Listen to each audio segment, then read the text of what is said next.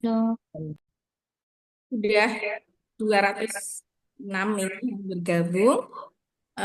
Tolong counting masing-masing memberi tahu teman yang belum bergabung untuk segera masuk dan eh, kuliahnya bisa segera dimulai. Ya.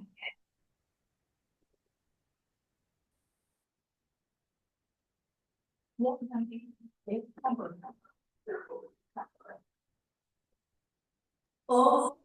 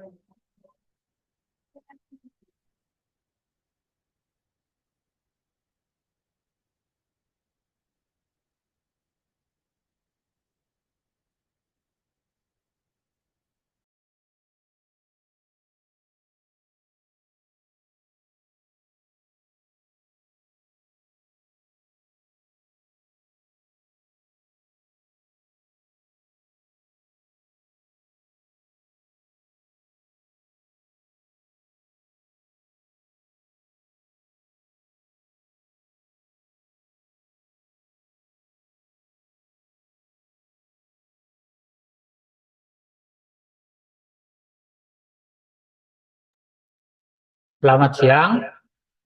Assalamualaikum warahmatullahi wabarakatuh. Salam sejahtera. Waalaikumsalam. Kita sehat semua. Waalaikumsalam. Good afternoon. Pertama-tama saya ingin mengucapkan terima kasih pada Dr. Eka Adrian yang berkenan memberikan eh, tambahan wawasan, pengetahuan untuk adik-adik, terutama tentang pemeriksaan fisiologi dasar nanti yang akan berguna bagi adik-adik sekalian. Saya akan membacakan rundown acara hari ini. Jadi yang pertama pembukaan sudah saya buka. Kemudian seterusnya adalah sambutan dari Ketua Divisi Kedokteran Dasar Veteriner. Selanjutnya yang kedua adalah sambutan penanggung jawab mata kuliah Fisiologi Veteriner. Kemudian pembacaan kurikulum vitae oleh moderator. Dan selanjutnya acara puncak adalah kuliah tamu. Dan setelah itu kita akan diskusi. Untuk mempersingkat waktu, monggo saya persilakan Dr. Santi untuk memberikan satu patah dua patah kata. Terima kasih.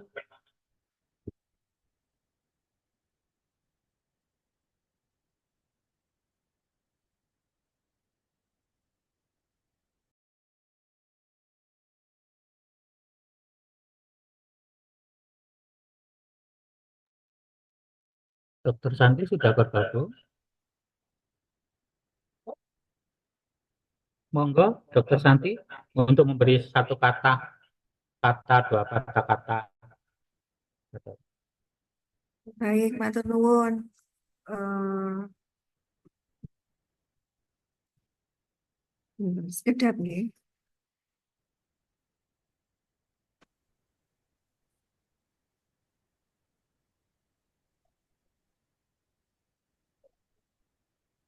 Baik, selamat siang. Assalamualaikum warahmatullahi wabarakatuh. Waalaikumsalam warahmatullahi wabarakatuh. Waalaikumsalam.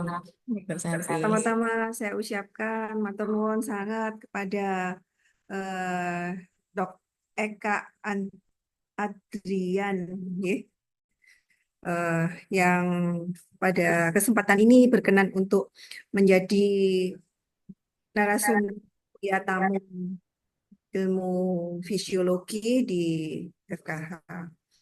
Dan juga eh, eh, terima kasih yang dosen-dosen yang sudah hadir.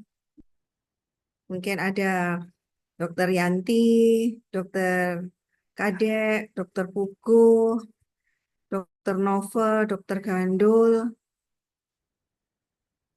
dan mungkin ada lagi yang tidak sempat saya lihat. Matur nuwun sangat yang sudah hadir di ruang Zoom ini. Dan juga adik-adik mahasiswa ya yang mungkin semuanya ya dari mata kuliah yang mengambil mata kuliah fisiologi gitu. Pada siang hari ini mungkin materi yang akan diberikan oleh Dok Eka Adrian akan sangat bermanfaat untuk adik-adik ya.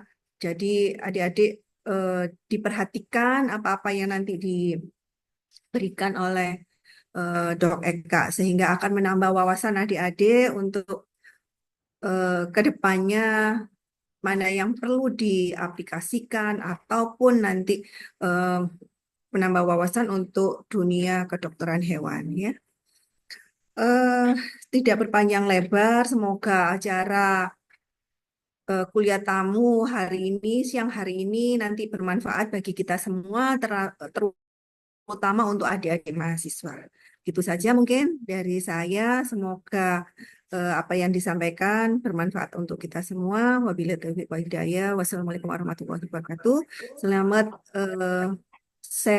mendengarkan share dari Dr. Eka. Matur nuwun Dr. Eka.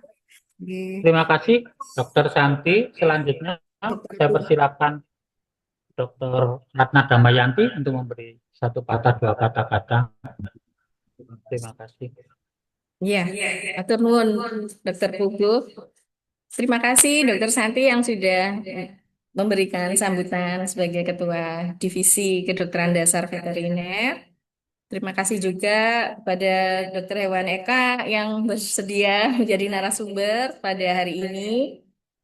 Terima kasih juga kepada Dokter Gandul ini yang memberi ide untuk mengundang Dokter Eka. Jadi ini memang materinya untuk menunjang praktikum yang sudah dilakukan oleh mahasiswa semester 2 pada mata kuliah fisiologi veteriner. Jadi mereka sudah kita ajar pemeriksaan fisik sederhana dulu karena memang masih semester 2. Nah, nanti akan diperjelas lagi oleh Dokter Eka ya dan lebih mendalam apa yang biasa beliau lakukan sebagai praktisi sejak tahun 96 ya. Oke ya. Nah, mungkin tidak perlu berpanjang lebar. Monggo silahkan dicermati ya. Kemudian ada tugas membuat resume pertemuan hari ini secara mandiri. Jadi setiap mahasiswa, bukan kelompok ya ini ya tugasnya. Jadi semua mahasiswa harus membuat resume eh, minimal 1 halaman folio bergaris ya. Apa saja yang penting yang sudah disampaikan oleh Dokter Eka harus ditulis di situ ya supaya banyak manfaatnya pertemuan hari ini. Gitu ya. Iya. Ya, saya kembalikan kepada moderator. Matur nuwun. Terima kasih, Dr. MC. Dr. Ratna Damayanti atas sambutannya. Selanjutnya acara saya silakan pada moderator, Dr. Kadek, silakan monggo untuk memandu acara Baik, selanjutnya. baik. Terima kasih Dokter Kuncoro Pugo Santoso untuk waktunya. Nggak usah. Sebelum saya mulai, mungkin terima kasih juga kepada Dokter Eka Andrian Novianto ya, yang sudah bersedia menjadi narasumber buat adik-adik mahasiswa hari ini. Matur nuwun sangat dok nih atas kesediaannya. Terima kasih juga ini kelihatan ada Dokter Novo, Dokter Gandul, Dokter Nani, Dokter Santi, dan Dokter Yanti sebenarnya ya. Baik, saya mohon izin memulai. Jadi saya diberi tugas untuk menjadi moderator. Jadi sebelum dimulai mungkin perlu saya ingatkan buat adik-adik mahasiswa ya. Jadi ini sebagai bekal dasar kalian nanti. Ingat di ujung itu nanti ada namanya UKM PPDH yang akan kalian hadapi nanti.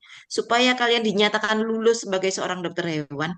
Nah, salah satu ujiannya itu dalam bentuk OSCE. Nah, di OSCE itu nanti kalian diminta melakukan itu tadi pemeriksaan fisik. Nah, pemeriksaan fisik itu meliputi apa ya nanti yang akan diajarkan oleh Dokter Eka Andrian nanti. Tolong diperhatikan sebaik-baiknya. Ini sebagai bekal kalian, dasar kalian nanti. Karena di ujung nanti itu diminta kalian harus menguasai gitu ya. Salah satu kompetensi yang diminta.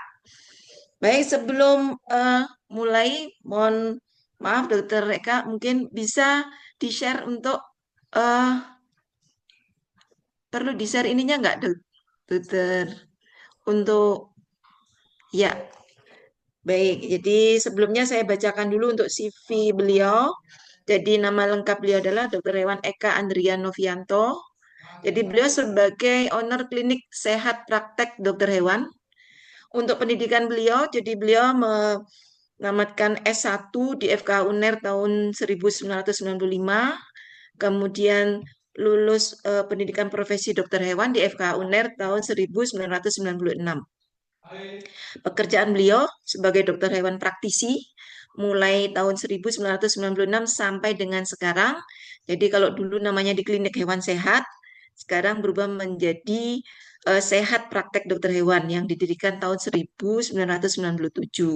Selain itu, beliau juga aktif sebagai konten kreator di bidang anjing dan kucing. Nah, eh, beliau lahir di Surabaya tanggal 26 November 1970. Mungkin nanti ada yang ingin magang dan sebagainya ya, jadi bisa menghubungi beliau, itu ada nomor HP beliau yang bisa dihubungi nanti 081654 dan alamat beliau di Komplek Ruko Gateway di 11 Raya Waru Sidoarjo. Jadi hobinya wah ini banyak sekali ya. Juga hobi menulis nih, olahraga, membaca dan sebagainya. Lanjut. Nah, ini beberapa pengalaman organisasi beliau. Jadi selain sebagai praktisi, juga beliau aktif di Forum Komunikasi Dokter Hewan Praktisi, juga sebagai tim formatur founder berdirinya ONT, dan banyak lagi ya ini bisa dibaca beberapa pengalaman organisasi. Jadi ini memang diperlukan sebagai seorang praktisi. Lanjut lagi. Nah, pengalaman sebagai pembicara, ternyata beliau ini aktif sebagai pembicara di berbagai event terkait dengan pet animal sejak tahun 2003 sampai dengan sekarang. Sehingga nanti mudah-mudahan apa yang disampaikan beliau nanti bisa menjadi bekal buat adik-adik mahasiswa ya. Berikutnya, nah juga sebagai peserta seminar dan workshop, jadi aktif mengikuti berbagai macam seminar, ada konferensi ilmiah veteriner internasional hewan kecil kedua, kemudian peserta workshop Orunasal, dan peserta konferen WSAFA di Cina. Waduh, ini pengalamannya sangat banyak sekali ya, dokter. Ada lagi? Sampun? Baik, tidak berpanjang lebar lagi, sehingga kita sampai pada waktu untuk penyampaian materi yang akan disampaikan oleh Dr. Andrian Novianto, Dr. Eka Andrian Novianto, dengan judul yang sangat menarik yaitu handling dan pemeriksaan fisik hewan kesayangan secara cepat dan tepat. Waktunya berapa menit, Dokter Yanti? Sampai 90 menit, boleh. Jadi bisa digunakan. Monggo, dokter mungkin bisa Ye, dipersiapkan dulu untuk share screen ye, PPT-nya. ye. Saya persilakan waktu kepada Dokter Eka Andrian Novianto. Monggo, dok. Ye.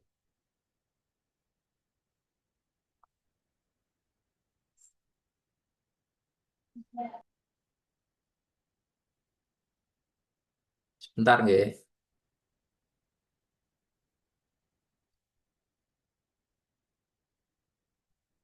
Izin buka dulu.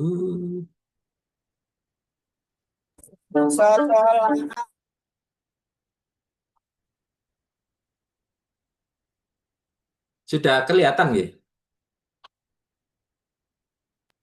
Sudah kelihatan tapi ininya Iya. belum apa namanya? Mau menyampaikan PPT apa? Ya, saya nanti itu dulu aja. Saya ngomong pembukaan dulu aja. Halo, Oh, nggih, monggo, selamat monggo. siang semua adik-adikku yang saya sayangi. Selamat siang, Dok. Siang, Dok. Yang Semester dong. 2 ya. Ya, Iya, dong. Dok. Ya, oke. Perkenalkan, tadi sudah dikenalkan saya. Eh, Mungkin kalau ada batasan, ya, karena kan kalian ini kan adik-adik ini kan belum belum masih awal ya, paling ilmu-ilmu dasar dan belum yang detail seperti farmakologi, kemudian anatomi kan mungkin masih menjalani anatomi lanjutan dan yang lain-lain. Saya pikir ini nanti mungkin saya usahakan ngobrol dengan bahasa yang sederhana. Ibaratnya Anda sekarang ini sebagai seorang dokter. Itu yang pertama.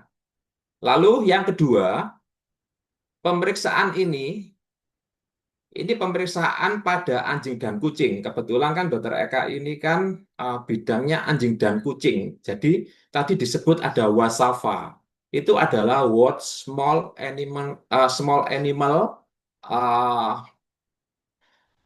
Veterinarian Association. Jadi itu adalah perhimpunan dokter hewan kecil, ya, small animal. Ada hewan besar, ada hewan kecil. Kalau mereka ini uh, Small Animal Veterinarian Association. Jadi itu organisasi dunia. Di CV saya memang organisasi itu sekarang di Indonesia sudah ada sejak tahun 2005. Nah, kebetulan Dr. Eka pada saat itu yang salah satu jadi founder atau yang mempeloporinya. Kita bersyukur punya grup di dunia dan punya grup di Indonesia. Kalian memang lahir dengan harus disertai dengan rasa syukur yang tinggi karena berada pada kondisi yang berbeda jauh dengan saya. Gitu. Jadi itu yang jadi batasannya adalah kita adalah nantinya di hewan kecil, hewan anjing dan kucing. Ya, nanti meskipun nanti pada prakteknya kita ada kedatangan pasien-pasien kelinci, pasien-pasien ular, pasien-pasien reptil, pasien burung itu merupakan rangkaian variasi dari bidang kita. Nah, kita akan belajar pada anjing dan kucing. Tentunya kalau kita ngomong anjing dan kucing, ya, itu berarti kita harus belajar semuanya, all about dog and cat. Itu batasannya. Dan yang luar biasa, bidang keilmuan small animal veterinarian ini adalah bidang yang sangat berkembang pesat. Jadi perputaran keuangan, perputaran ilmu pengetahuannya terus berkembang. Makanya nanti kalau adik-adik yang ada bercita-cita jadi dokter hewan anjing kucing, ya, mungkin bisa memberikan komentar saya gitu. Kalau ingin masih ragu boleh, silakan boleh di chat ya. Saya ingin jadi praktisi. Itu boleh, silakan adik-adik boleh chat saya, monggo silakan. Ya, sambil saya lihat responnya bagaimana. Jika adik-adik punya itu, artinya semester ini dan semester seterusnya, nah ini banyak, semoga banyak. Nanti jangan-jangan semua dokter gandol ini. Jadi begini, nantinya semester kedua, semester ketiga sampai seterusnya, itu merupakan ilmu basic yang sangat-sangat penting bagi adik-adik. Sekali lagi, ilmu basic yang sangat-sangat penting. Saya izinkan berterima kasih kepada dosen-dosen saya yang mengajari tentang semua ilmu itu. Sungguh sangat cukup menurut saya, bagi saya, untuk mengembangkan ilmu. Dan pada kenyataannya hari ini, ilmu ini terus berkembang. Itu pendahuluan dari saya. Semoga bisa dipahami. Nah, anjing dan kucing sama dengan manusia. Anjing dan kucing punya level stres. Jadi kebanyakan anjing dan kucing, terutama kucing nih, itu sekali lagi kucing lebih stres dibandingkan anjing. Makanya sekarang perkembangan klinik-klinik hewan yang ada, mereka sudah mulai memisahkan pemeriksaan anjing dan kucing. Jadi bahkan resepsionisnya sendiri, ruangannya sendiri dipisahin. Ini untuk anjing, ini untuk kucing. Lalu opnamnya pun demikian. Karena terutama hewan kucing memiliki rasa atau tingkat stres yang lebih tinggi daripada anjing. Ya, itu menjadi catatannya. kucing is spesial, ya. Kucing berbeda dengan anjing. Di sini artinya adik-adik nantinya kalau belajar fisiologis, ilmu-ilmunya berbeda. Makanya kenapa kemudian muncul di dunia ada perhimpunan dokter hewan kucing sendiri, spesifik. Kalau anjing tidak ada, tapi kucing ada. Karena mereka berbeda secara individu, ya, secara spesies. Nah, ini perkembangannya. Dan adik-adik harus bersyukur, ya, dunia anjing dan kucing ini terus berkembang terus. Makanya pemeriksaan teknik update ilmu nantinya kalau adik-adik terus belajar sampai selesai tidak akan pernah selesai. Ya, Dokter Eka tidak pernah selesai belajar. Belajar itu seumur hidup. Itu prinsip. Selalu ada yang baru, selalu ada yang baru, selalu ada yang diinginin. Kebetulan kan Dokter Eka secara pribadi senang surgery, senang bedah.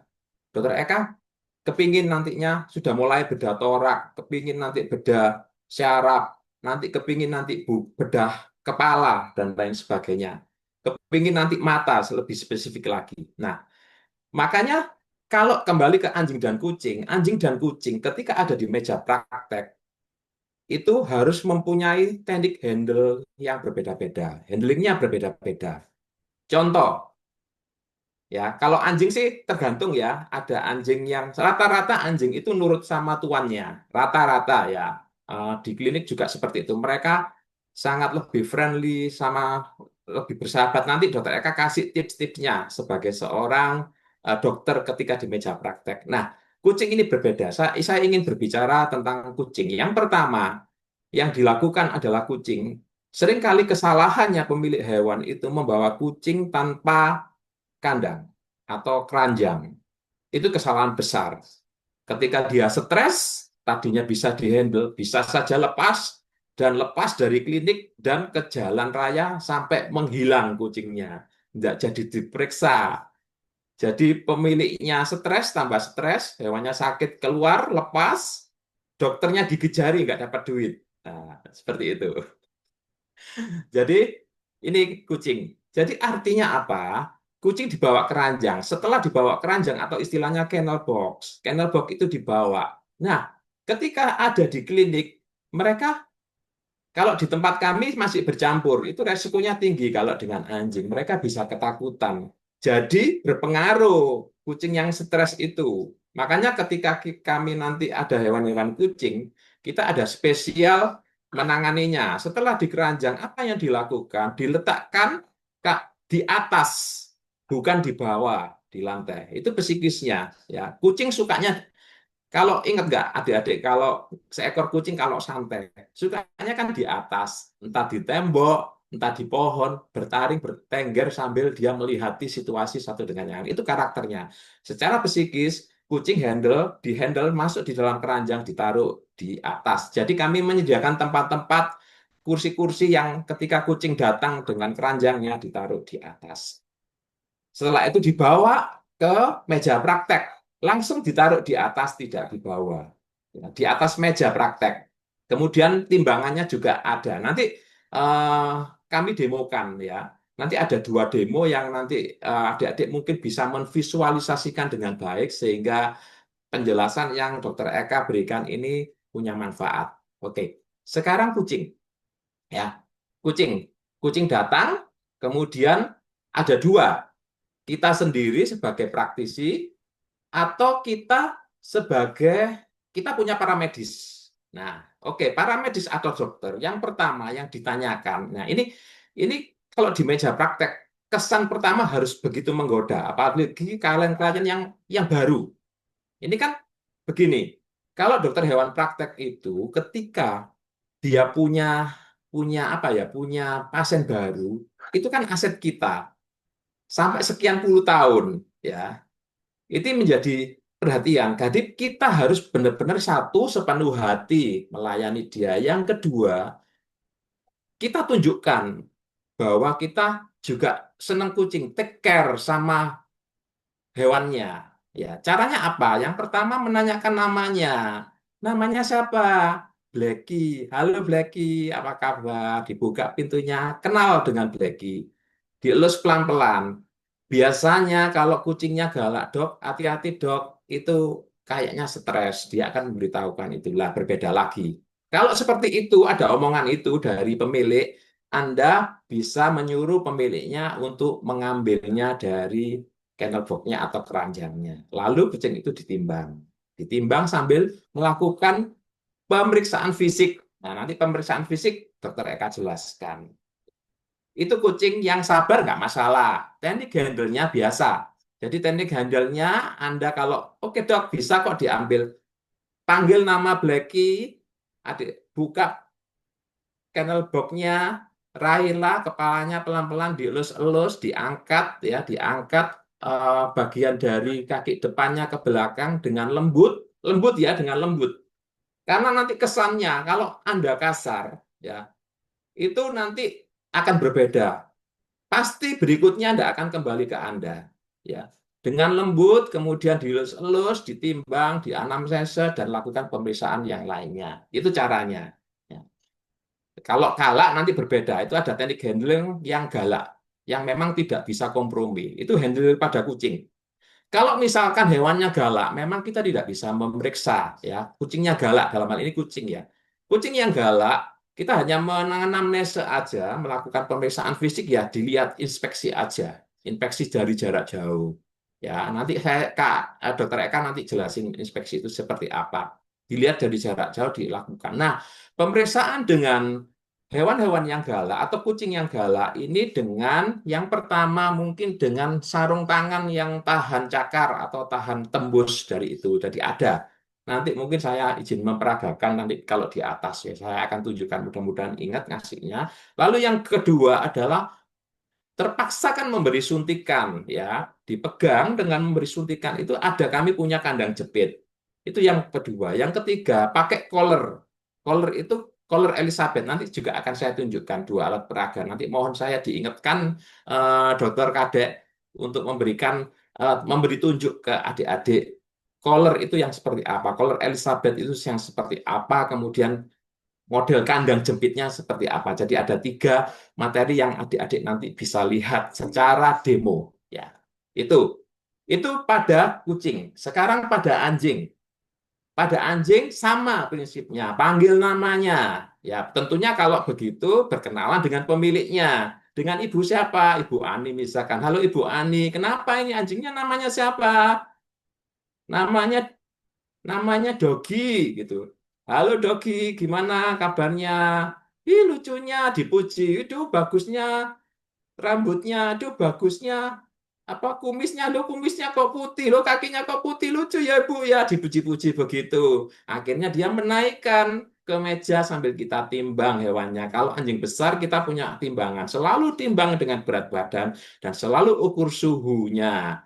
Itu protap yang harus adik-adik taati. Nanti secara visual Dokter Eka akan tunjukkan beberapa pemeriksaan, ada 3 ekor yang nanti uh, adik-adik bisa lihat setelah penjelasan saya. Itu handling pada anjing.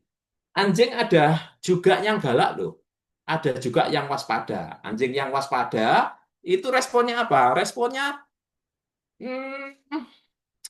macam-macam. Ada yang takut. Kemudian cara pendekatannya gimana? Ini tipsnya. Yang pertama, adik-adik boleh memberikan tangan Anda. Jadi tangannya gini. Ini moncongnya misalkan ya ditunjukkan, dikenalkan sambil panggil namanya. Dogi, halo. Respon pertama itu sama dengan di kucing ya kalau berkenalan. Dia akan mengendus tangan Anda. Kalau sudah oke respon, dia selalu berarti dia sudah kenal. Sudah kenal Anda. Lalu mulai elus-elus pelan-pelan. Kalau cenderung galak, dia gigit dan takut, dia ekspresi takut kelihatan sekali anjing. Ada waspada itu matanya cenderung melotot, kemudian waspada seperti ini. Ya, istilahnya kayak orang waspada. Gambarannya hampir-hampir sama kayak gitu deh. Jadi pelan-pelan, elus-elus, elus-elus, nggak apa-apa. Oke, baru diperiksa, dielus badannya, kepalanya, punggungnya, elus semua. dengan baik, gentle, lalu diperiksa ya. Itu bisa diajarkan dengan para medis, tapi adik-adik juga sebagai dokter nanti bisa belajar sendiri. Itu by experience dengan pengalaman ya. Jika anjing tidak kenal dan dia cenderung takut, itu ada ekspresinya ada dua. Ada alat bantunya. Alat bantunya sederhana. Yang pertama dipakein collar, yang collar Elizabeth itu bisa. Ya, atau dengan pemiliknya. Pemiliknya suruh menghandle, kita memeriksa di bagian belakangnya, itu bisa. Ya, bisa seperti itu. Jadi macam-macam. Ada yang juga tidak galak, tapi adu bilah, tingkah lakunya sangat aktif. Jadi mau nyuntik aja susah. Lah itu bagaimana caranya? Ada 1001 macam cara triknya ya.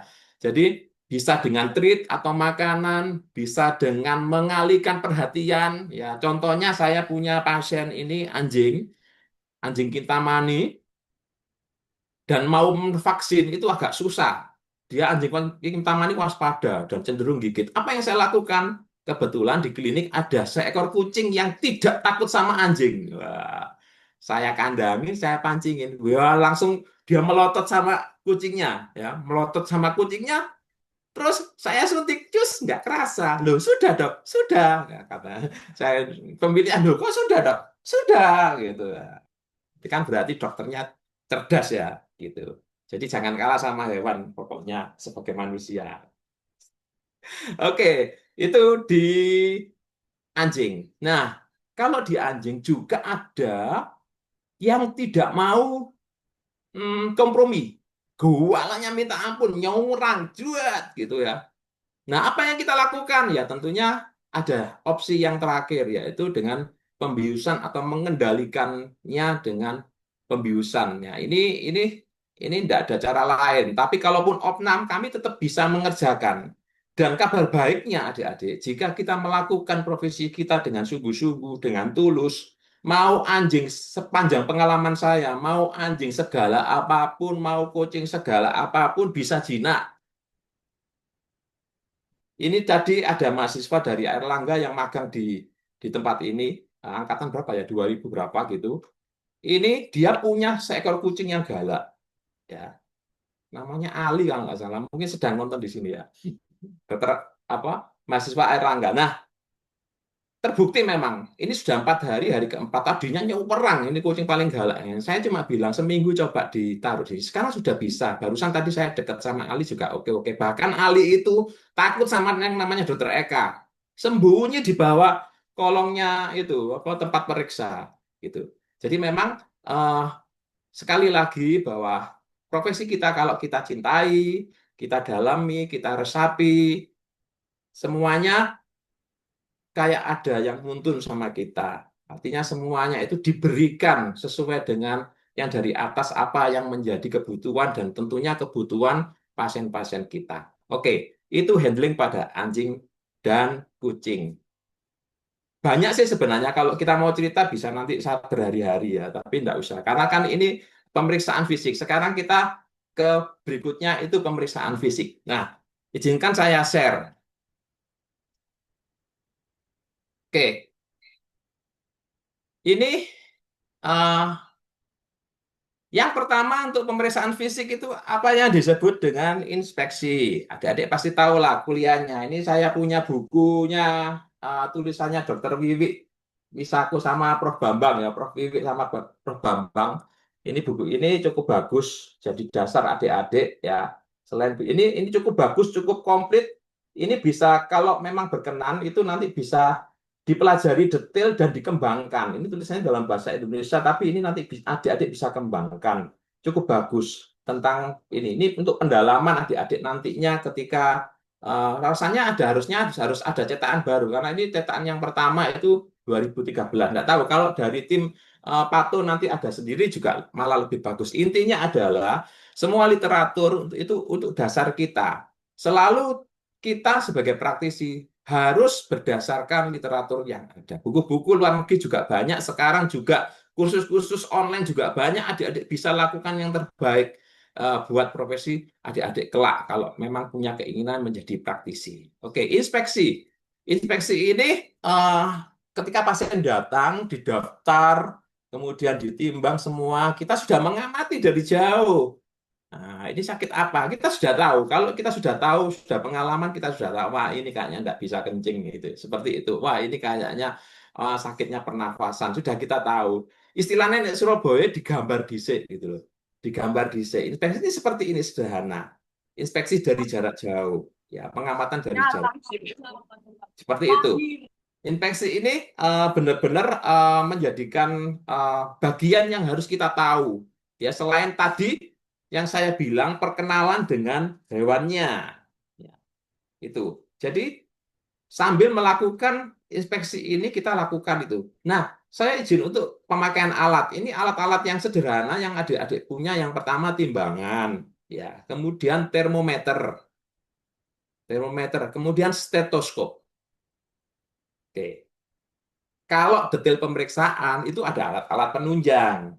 Nantinya adik-adik sertakan. Atau kalau enggak, awal-awal praktek, adik-adik bisa mereferensikan atau menulis, misalkan untuk pemeriksaan darah, X-ray, USG, dan lain sebagainya, dengan pertimbangan-pertimbangan medis yang sudah adik-adik nanti pelajari nantinya, itu dengan detail pemeriksaan.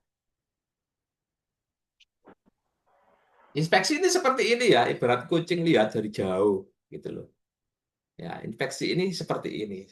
Ya, ibaratkan dari jauh sudah menerawang ini kira-kira sakit apa. Nah, dari situ ketika mulai masuk ditimbang, pemilik akan cerita semuanya. Kenapa, Bu? Wah, ceritanya nanti panjang. Nah, kita sebagai dokter perlu arahkan pembicaraannya. Misalkan, dok ini muta-muta 10 kali. Langsung mutanya apa warnanya? Makanan. Terus mau makan, masih dok, masih mau minum. Oke, dalam benak kita sudah ada.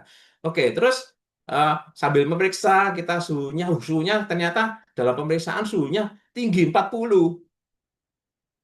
40. Waduh, gimana ini caranya? Berarti 40. Ini pasti sudah di pikiran kita sebagai dokter, ini pasti ada infeksi. Oke, palpasi. Muntah, palpasi. Ya, nanti inspeksi nanti ada palpasi ya, nanti berikutnya sebentar. Nah, inspeksi ini seperti ini dengan mata, kemudian sekarang palpasi, melihat dan meraba. Ini kok sepertinya ya, feelingnya kalau misalkan ini terus seekor kucing ya, misalkan yang datang ya. Kemudian bulunya berdiri semua, depression ya. Matanya cekung. Wah, ini kemungkinan dehidrasi. Mau minum. Muntah berapa kali? 10 kali jelas, pasti dehidrasi. Jadi adik-adik catat, ini pasti dehidrasi. Tinggal adik-adik ngecek nanti derajat dehidrasinya seberapa. Nanti ada yang derajat dehidrasi itu nanti ada berdasarkan capillary refill time, CRT. Nah, ya. Kayaknya belum dapat ya ini. Atau sudah dapat ya, Dokter Kadek? CRT sudah dapat? Belum ya? Di praktikum mengukur capillary refill time? Belum ya? Sudah dok. Sudah. Sudah. Oke. Capillary Sudah refill dok. time, kemudian derajat dehidrasinya berapa dengan mengangkat turgor kulitnya. Capillary refill time itu gusinya. Kalau dipejet gini, ya saya ulang lagi, kalau dipejet gini, kalau dia kurang 2 detik, 3 detik, oke. Tapi kalau lambat sekali 4 detik, 5 detik, berarti dia sangat dehidrasi. Atau bahkan tidak sama sekali sangat dehidrasi. Ya. Melihat dan meraba. Setelah tadi contoh kasusnya kalau kucing diraba. Nah, diraba ini selalu ada patologisnya ya. Keluhannya apa supaya lebih efektif, lebih efisien pemeriksaannya ya. Kalau seperti itu coba diraba. Nah, diraba itu dari mulai ujung ya, kepala, kemudian di leher keluhannya apa, kemudian di perut, kemudian salah satunya sampai ke perut, ke torak, kemudian ke perut dilihat terjadi sesuatu yang bulat loh. Ini apa? Ternyata dia jantan kucingnya, ya. Jenis kelaminnya jantan. Loh, kok besar ini kantong kencingnya? Ini kantong kencing atau ginjal itu bisa dipastikan. Kalau ginjal ke arah kranial, kalau vesika ke arah itu. Kalau misalkan betina, seperti itu betina loh. Ini kok ada sesuatu yang Nggak benar ya dari palpasi. Oh iya, sudah steril belum, Bu? Oh belum, berarti mikir yang lain. Kalau sudah, kalau belum steril, oh berarti wah, ini kemungkinan piometra atau piometra atau kematian janin dan lain sebagainya. Nah, kalau Anda ragu, dikonfirmasi kalau ada alat dengan ultrasonografi. Ya. Jadi alat-alat itu menunjang diagnosa pasti. Terus dipalpasi kalau sudah steril dok, loh, tapi kalau ada besaran, ini feses ini, rektum kan di atasnya ada rektum, rektum. Oh ini keras sekali, wah berarti konstipasi. Ini konstipasi. Oh kok banyak banget ini, Bu ini tidak bisa beol Bu, akhirnya merangsang pencernaan untuk uh, terjadi mekanisme yang negatif, dia muntah. Karena kan tidak tercerna yang di depan-depannya. Nah, ini konstipasi. Nah, konstipasi berarti ini ada terjadi konstipasi. Dikonfirmasi misalkan dengan X-ray atau USG itu bisa kelihatan. Nah, lalu baru diadvis selanjutnya. Ini contoh melihat dan meraba. Nah, tangan kita ini dikasih uh, anugerah Tuhan yang luar biasa. Tangan kita ini bisa sangat dilatih skillnya. Salah satunya skill untuk meraba, palpasi ini menjadi sesuatu yang baik. Saya izin cerita ya, ketika belum punya X-ray, ketika belum USG, ada malam-malam jam 12 malam, ada seekor anjing pom, kecil beratnya nggak sampai 2 kilo. Kemudian menangis-nangis, meronta-ronta, kesakitan. Saya palpasi. Ya, tangan ini luar biasa. Kok ada yang gerak-gerak? Ini ada anaknya ini satu gitu, betina kan ternyata. Ini mau melahirkan gitu. Terus gimana? Ini terlalu besar, cuma satu saya yang merabanya. Gitu. Tidak ada X-ray ya. Sekarang ya tinggal di X-ray aja ya. Gampang. Satu. Terus gimana? Ya dioperasi. Malam itu saya pagi itu jam 1 pagi saya operasi dan memang keluar satu ekor gede. Anjingnya nggak sampai 2 kilo anjing pom dan selamat. Nah, itu tangan itu dilatih ya. Latihlah tangan Anda nanti kalau jadi praktisi seoptimal mungkin. Ya, saya punya kenal dokter praktisi, ya, itu cowok, ya, dokter Monty mungkin sudah sudah sangat sepuh ya. Dokter Monty ini anjing pom itu seringkali kan operasi selalu distokia. Dokter Monty ini dengan tangannya bisa menyelamatkan ribuan ekor anjing pom. Lentik tangannya, cowok tapi lentik ya. Lentik itu bisa ngeluarin loh. Jadi saya tidak bisa, tangan saya yang gede sak gajah-gajah ini ya. Jadi lentik, dia lentik sekali, dia ambil keluarin satu-satu. Satu ekor 200.000 kali berapa, namanya berapa, seperti itu. Nah, tangan bisa membawa rezeki bagi seorang praktisi. Optimalkan tangan Anda. Oke, ini contoh kasus nanti langsung demo, nggih. Ini alat-alat penunjangnya ada stetoskop, ada mikroskop, ada alat darah, ada USG, ada termometer. Ya, adik-adik kalau nggak ada, ya pertama 3 alat yang saya sebutkan, termometer, stetoskop, mikroskop bagus, ya. Mikroskop bagus, bisa dipakai ya. Mikroskop ini mikroskop yang sederhana, yang 3 jutaan masih oke untuk pemeriksaan feses maupun ulas darah bisa. Nah, dalam seiring berjalannya waktu, semua pemeriksaan sampai yang canggih, adik-adik semua, CT scan ya, kemudian sampai transfusi darah semuanya, kemudian total elbow replacement, jadi sekarang sudah banyak yang ngerjakan dokter-dokter, ilmunya terus berkembang ya, seperti ini ya. Lalu di kedokteran gigi juga sekarang berkembang ya. Kami punya alat-alat gigi yang khusus, jadi kami bisa sekarang nambal gigi, masang gigi, kemudian merawat gigi, ya, mencabut gigi, kita semua alat-alatnya sudah ada. Kita bisa ngerjakan itu.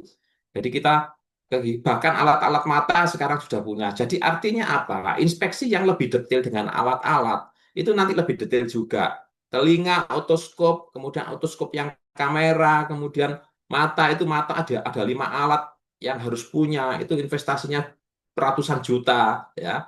Kemudian gigi juga demikian, tulang apalagi tulang nanti kalau belum berdasar itu ada alat-alatnya sendiri. Jadi Itulah perkembangan dunia praktisi adik-adik. Dan adik-adik bisa menjadi bagian itu.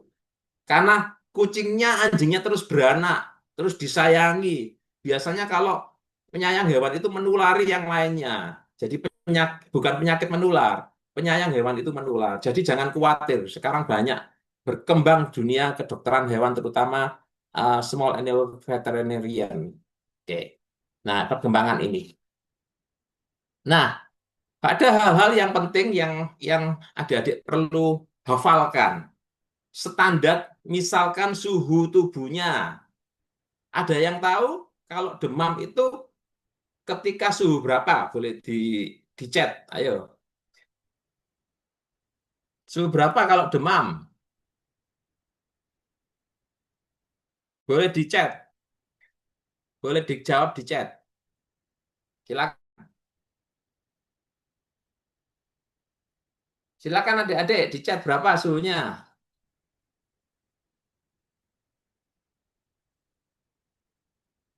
Takutnya ngantuk nanti.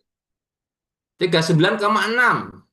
38 itu normal. 39,6 demam, betul, Dr. Ratna. Lebih dari 38 tidak. Kalau 38 lebih dari 38, 38,6 masih normal. 39,1 masih normal. Batasannya 39,2. 41. Ya, lebih dari 39 masih normal. 40 ke atas sangat tinggi demam. Sangat tinggi ya, sudah mulai 40 ke atas ya. Oke. Oke, sekarang dari suhunya, suhu badan. Lalu sekarang oke, 40 ke atas sangat demam. Pemeriksaannya bentar.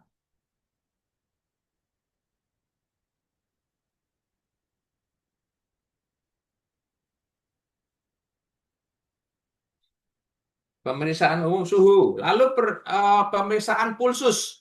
Pulsus yang normal, ada yang bisa jawab? Berapa pulsus normal?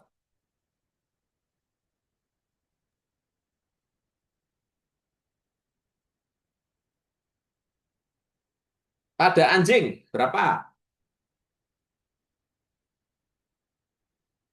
Oke, oke. Yes, oke, betul. Pulsus itu kita lakukan di arteria femoralis, ya, kiri atau kanan, atau dua-duanya. Suhu termometer yang akurat memang di bagian dubur. Pakai apa? Suhu tubuh hewan. Oke, betul. Lalu respirasi, berapa beat per menit? Berapa normalnya?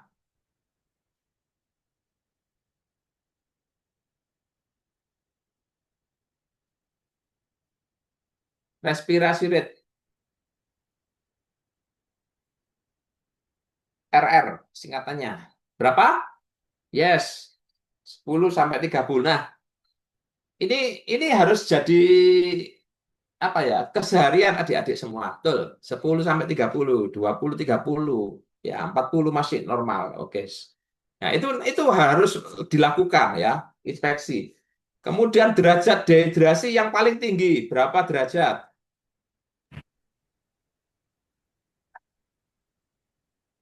Paling tinggi berdasarkan teori.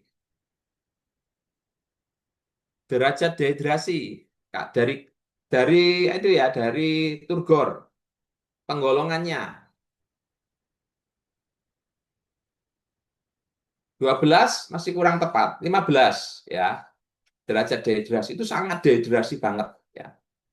Jadi nanti ada derajat. Nah, itu nanti berhubungan sama perhitungan daripada flu terapi. Nanti adik-adik bisa belajar lagi flu terapi. Nah, nggak apa-apa nanti kalau mau belajar in practice boleh sama saya. 12, ada buku menunjukkan 12 sampai 15 ya. Tidak apa, masih oke ya. Lalu kita juga harus mengamati mukosanya.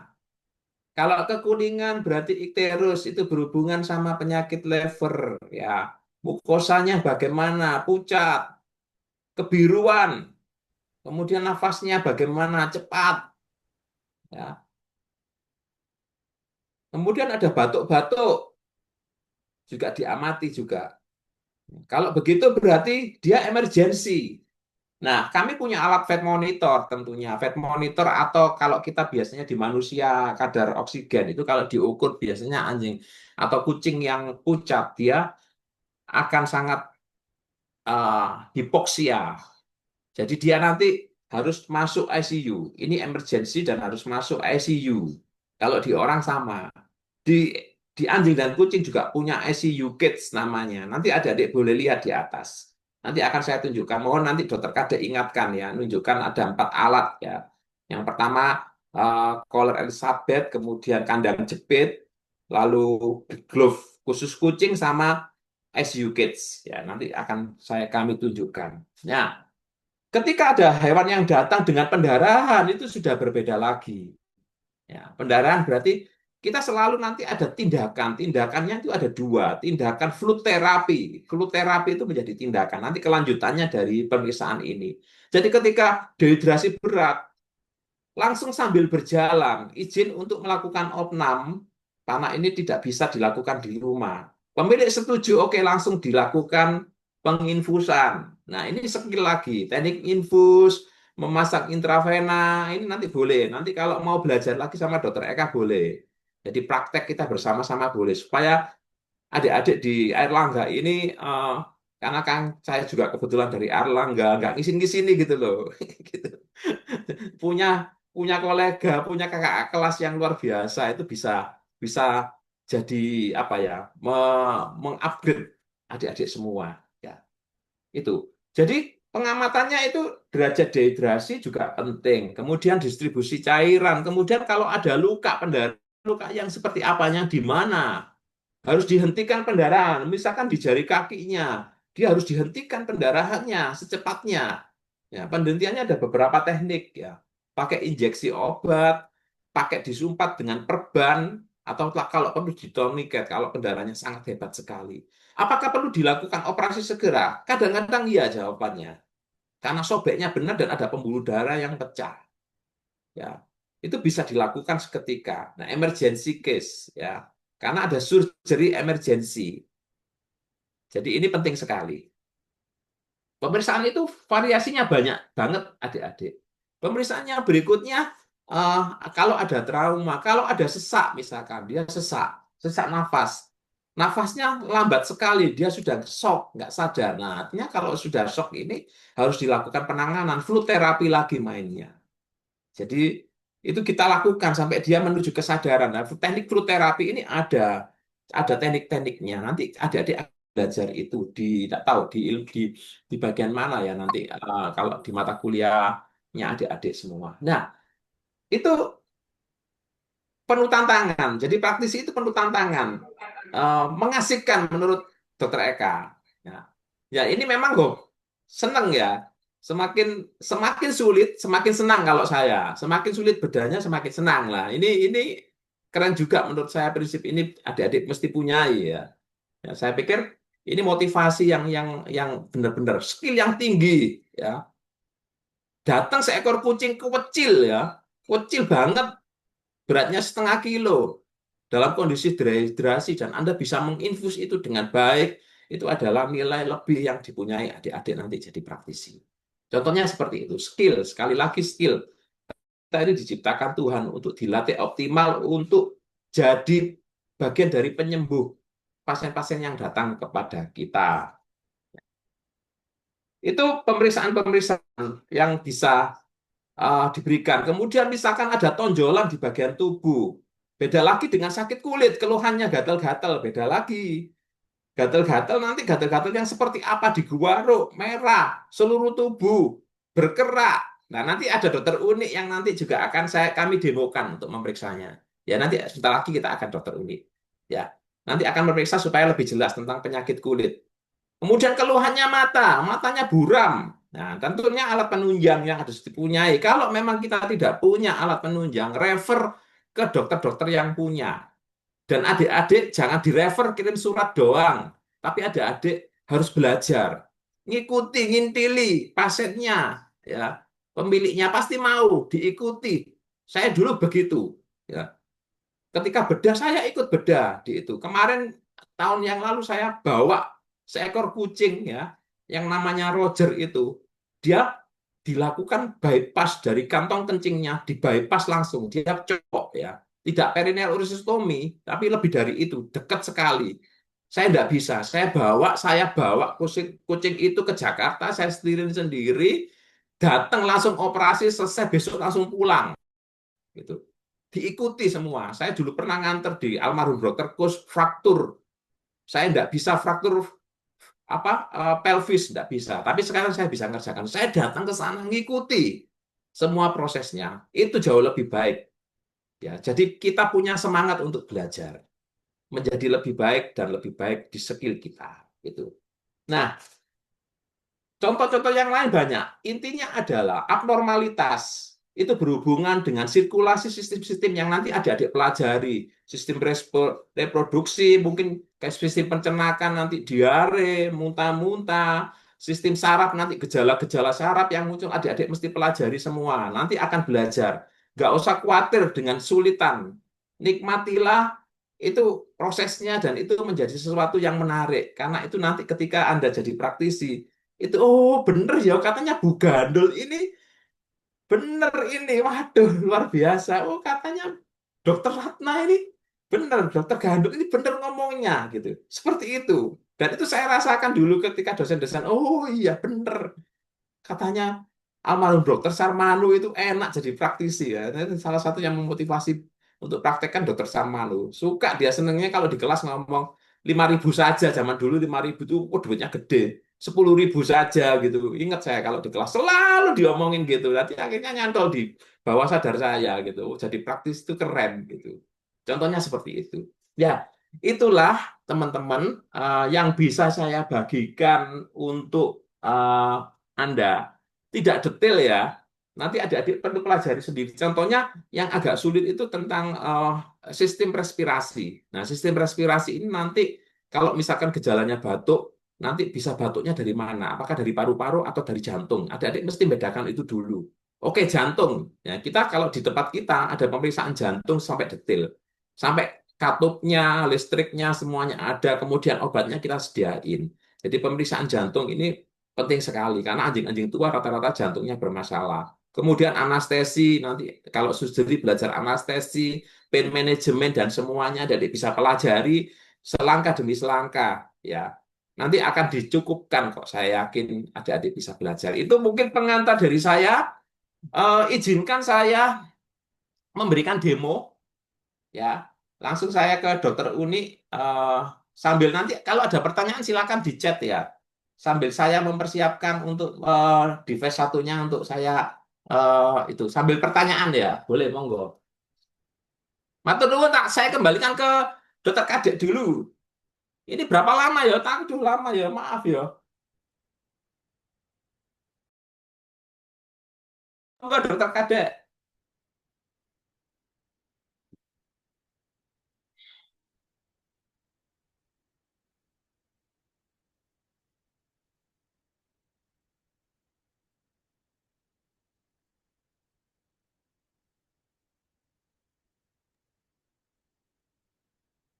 Kalau ada pertanyaan boleh langsung ya. Mau ada penayangan video, Dok? Atau bagaimana? Berikut? Kalau yang mau tanya boleh langsung sambil saya Boleh, baik. ingatkan demonya. Adik-adik, mungkin ada yang mau ditanyakan? Silakan. Langsung boleh nggak apa-apa. Ya, langsung. Tidak apa-apa, katanya Dokter Eka. Saya Silakan. izin, saya izin untuk itu ya, memakai device saya yang ini ya, yang Eka demo ya, supaya saya bisa mobile di klinik yang Ye, ini, monggo. yang Eka demo. Saya pakai ini, pakai device ini ya. Monggo dok, monggo.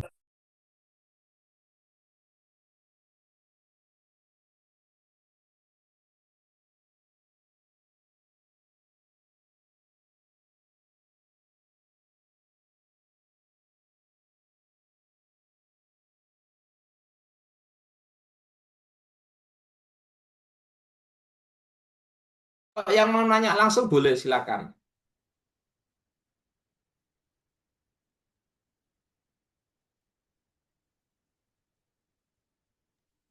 Kayak ada deh, mungkin ada yang mau ditanyakan. Ayo silakan mumpung ada Dokter Eka.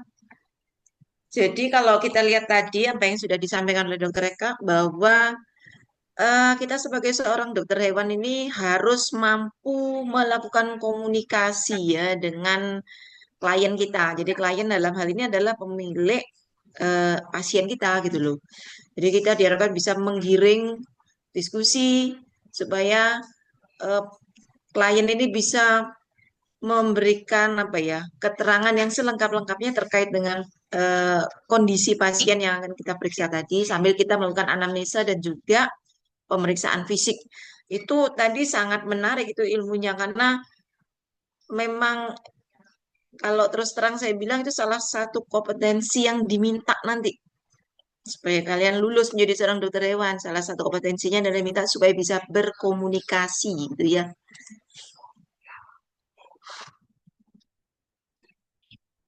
Mohon izin Dokter Eka, ini ada pertanyaan dari adik-adik mahasiswa. Izin bertanya, dokter, bagaimana handle dengan kucing yang sangat galak, bahkan dengan ownernya sendiri? Ya, ini memang sesuatu yang itu ya, sesuatu yang jadi tantangan terbesar sebagai seorang praktisi. Karena kalau seperti ini memang terpaksa ada dua opsi. Yang pertama hanya melakukan penginspeksi dari jarak jauh saja. Yang kedua, kalau memang itu perlu sebuah tindakan, terpaksa harus dibius. Nah, di bius itu pakai yang namanya ada dua. Tadi saya sebutkan ini, saya tak naik ke atas sambil naik ke atas. Mungkin disediakan sarung tangan khusus kucing. Nah, ini saya tunjukkan. Ini dokter Visti. Ini setengah kayak gini. Ini adik-adik bisa beli kok. Ya, ya, seperti ini. Ini tebal banget. Jadi anti cakar ya. Kita bisa pegang ini kucing yang ya. Ada kanan tangan kan. Yang kandang jepitnya di mana ya? Bisa tak? Ya, di pantry ya, sebentar. Tak ambil kandang jepitnya. Nah, ini kandang jepit. Tak keluarin dulu ya sebentar. Ini ketumpuk. Kandang jepit ini ada kandang yang besar, ada yang kecil, ada yang besar untuk anjing besar. Modelnya kayak gini. Ya. Ini dibuka gini. Ya. Ya. Ini modelnya gini. Ya. Ini modelnya gini, kemudian ini ya apa? Bentar. Ya, ini nanti kuncinya kan ada kennel box-nya ke kandang nih. Jadi kennel box-nya kita buka kennel box-nya, kemudian dipasangin di sini, disuruh masuk. Kalau nggak bisa, di, di, dibalik sini, terpaksa di apa di langsung dimasukkan gitu. Ya, ya. Setelah itu disiap ditutup. Ini ada penutupnya, ketutup gini, tak ya. Nah, ketutup gini. Nah, ketutup gini. Ini modelnya kayak gini, langsung ditutup, tutup gini. Tutup kan? Nah, ini nanti ada kandangnya yang bisa fleksibel ini. Ini didorong pakai tangan. Nanti hewannya kecepit. Nah, hewannya kecepit, dan sudah nanti kita cuntik bisa dari arah yang sana, bisa arah yang balik ini bisa. Ya, nanti kecepit seperti ini nanti. Nah, mudah-mudahan bisa tahu saya ini cara bisa digeser ke sana. Nah, gini. Tinggal didorong. Kecepit kan, nanti disuntik. Itu. Ya. Lalu itu mungkin pertanyaannya. Ada pertanyaan lagi nggak?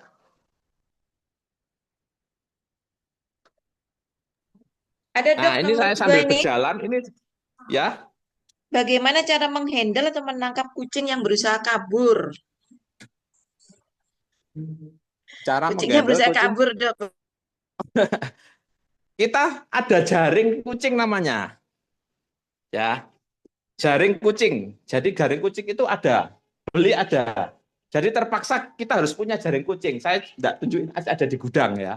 Kita harus punya. Terpaksa pakai jaring kucing. Jaring kucing itu tinggi banget, panjang. Dijaring langsung aja. Ke bulat baru nanti kita pegang. Jadi pakai jaring kucing. Ada pertanyaan lagi? Nah ini di video ini ada seekor kucing. Ya, yang ini adalah kandang ICU. Ya, ini bisa ukuran besar untuk anjing-anjing yang besar itu bisa. Yang seperti ini ada khusus juga. Ada. Terus yang ini yang kecil. Kayak misalkan ini buat kucing-kucing yang kecil juga bisa. Nah, sekarang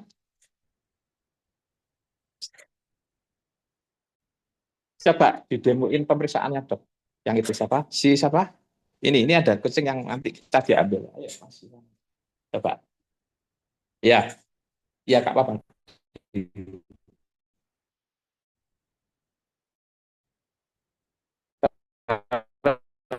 Di meja dulu. Nah, kami ini para medis ya. Kami mempercayai di meja. Nah, ditaruh di meja. Di meja khusus selalu. Ini hewan-hewan yang opnam ya, taruh di meja. Dan ini diinfus. Nah, nanti dokter akan memeriksa. Jadi memeriksanya itu dari mulai semuanya, pengamatan, derajat dehidrasinya bagaimana, kemudian kondisi infusnya bagaimana. Coba diperagakan. Nah, ini salah satu pasien yang dari di kami. Ini diperiksa secara umum seperti ini di meja, kemudian suhunya coba diukur suhunya lagi coba. Bentar. Nah, ini cara mengukurnya, kemudian kita kalau opnam bisa.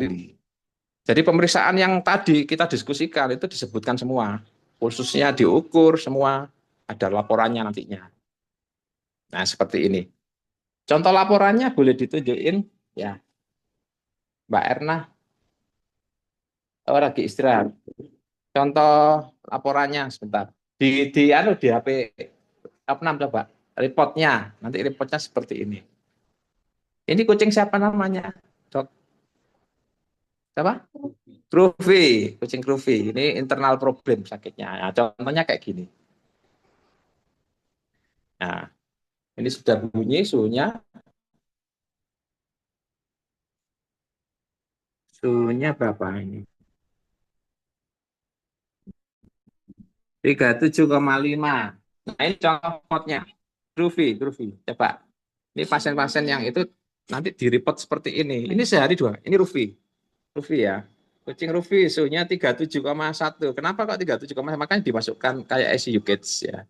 CRT-nya, turgornya, mukosanya, derajat dehidrasi, ya, telinga, hidung, general appearance-nya, sternal, vokal, ya tadi vokal, status metesnya, GIR. Kalian kan Anda nanti akan belajar sendiri ya. Nanti akan belajar ya. Digestifnya, makan mau ya, respiratory normal, circulation, integumen, sistem neurologi sama pain assessment-nya. Semua ada. Nanti seperti ini. Ya, tiap ekor nanti ada sampai 3 kali. Dan ini dilaporkan ke pemilik hewan karena dia opname.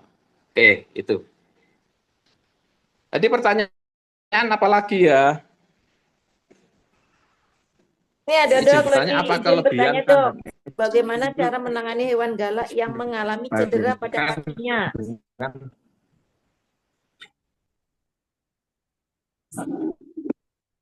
Sama sebenarnya. Prinsipnya sama. Kalau hewan galaknya prinsip sama ya. Prinsipnya, makasih ya. Prinsipnya sama. Jadi prinsipnya itu adalah selalu ditangani dulu dengan pembiusan. Kalau enggak susah. Kalau hewan yang galak susah. Harus dilakukan pembiusan dan itu harus dijelaskan atau diedukasi ke pemiliknya. Seperti itu. Nah, ini sekarang kita akan memeriksa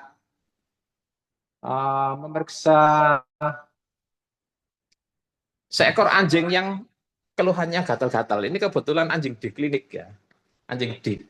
Tinggal di klinik. Nah, ini anjingnya sebentar. Siapa namanya? Siapa? Anjing Nora. Nah, ini anjing Nora, ini pemeriksaannya. Nah, ini dokter ini sudah memeriksa. Halo dokter Uni. Nah, ini diperiksa pemeriksaan umum kulit ya. Karena kebetulan dokter ini harus dimatikan dan harus di tempat yang gelap. Ya, contohnya yang ini, dia pemeriksa pakai wood lamp. Apakah ada jamur atau enggak atau individu lain? Ini screening awal sebagai screening awal ya. Ini bukan sih, kemungkinan besar bukan. Iya saya. Ya, kemungkinan bukan jamur kata dokter Uni ya. Tapi ya tetap harus pakai sitologi. Nah, karena keluhannya gatal-gatal di atas. Tapi tetap kita akan sitologi. Ya, jadi sudah screening awalnya itu, lalu ini sitologi dokter Uni sudah menyiapkan. Nah, ini untuk pemeriksaan kulit saya pakai otoskop Ya. untuk melihat di dalam telinganya seperti apa. Ya, ini kita pakai otoskop. Selalu screeningnya dengan otoskop kalau kulit. Ya. Nah, ini diperiksa. Oke. Nah, ini merah-merah ya pasiennya ya. Ini tidak mau ya. Ini agak susah. Kintamani, ini anjing terah Kintamani ya. Tak apa-apa, tak apa-apa, tak apa-apa. Ya, kangen ya sama aku ya. Ini koleksinya klinik ini. Ini lagi gatal-gatal. Padahal biasanya tidak pernah ada. Nah, ini yang telinga yang kanan. Nah, jadi ini pemeriksaan yang detail, memakai alat adik-adik semua. Nah, ini sudah. Gimana? Pemeriksaannya gimana, Dok? Agak banyak geraknya, Mm-mm. ambil sampel. Nah, ini pengambilan sampel. Ini Contoh. ear swab. Ear swab ya, pakai ear swab. Dipegang lagi. Ini prosedur pemeriksaan di kulit yang standar ya. Jadi kita ambil Nah, ini seperti ini. sampai kita dapat. Ya, kita dapatkan sesuatu kemudian nanti diperiksa di bawah mikroskop. Ini sampel. Ini prosedur yang harus dilakukan ketika ada keluhan sakit kulit. Yang lagi Mas Hadi. Nah, satunya. Sebentar sayang. Nah, ini telinga satunya. Nah, oke. Ya, ini. Kemudian ini swabnya. Nah, teknik ini juga butuh skill, tidak asal-asalan. Ya, karena nanti kalau salah juga akan berbeda hasilnya sama interpretasinya akan kesulitan. Nah, Karena lesi tipe kering, kita pakai Nah. tape smear. ini namanya tape smear. Ini prosedur yang kulit. Jadi ini adalah pemeriksaan yang tidak hanya pemeriksaan, jadi keluhannya kulit berbeda. Digendong aja, Mas. Enggak apa-apa. Nah, ini digendong. Nah, sama aku aja, jangan takut. Nah, ini kalau sama aku lebih tenang. Nah, dilus-lus. Nah, sebentar. Kita lihat. Ini ya. Tandingnya gini. Di squeeze. Bisa kelihatan, Mbak.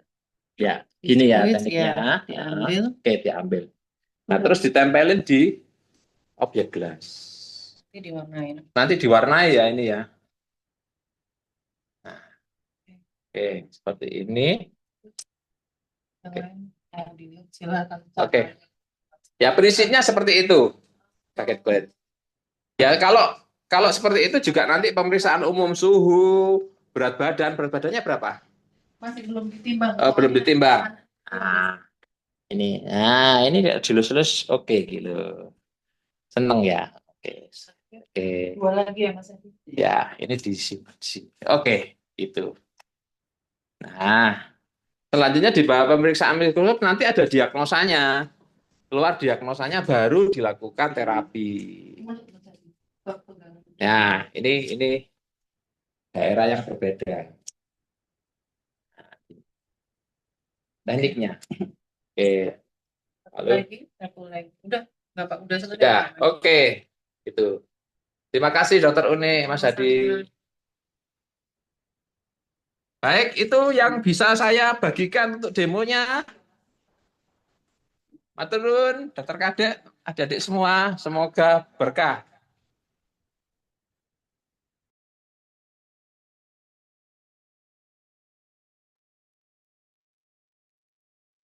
Saya kembali di sini.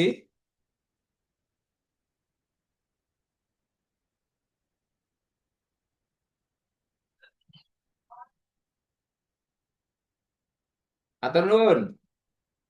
Ada pertanyaan lagi? Monggo dibantu saya memandunya.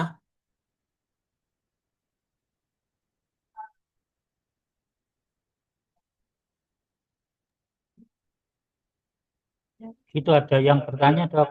J, yang mana? Apa kelebihan kandang Oke. ICU dengan Ya. kandang konvensional, Dok?